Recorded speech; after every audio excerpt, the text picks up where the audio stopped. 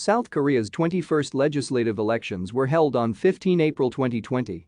All 300 members of the National Assembly were elected, 253 from first-past-the-post constituencies and 47 from proportional party lists.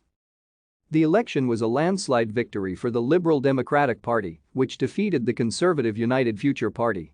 The Democratic Party and its satellite party, the Together Citizens Party, won 180 out of 300 seats, which guaranteed the ruling Liberal Alliance near absolute control over the legislative process. The Democratic Party alone won 163 seats, the highest number by any party since 1960.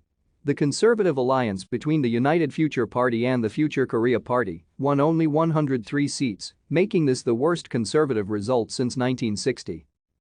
The 2020 legislative elections were the first to be held under the new electoral system voted in 2020 due to the electoral reforms proposed by incumbent President Moon Jae-in.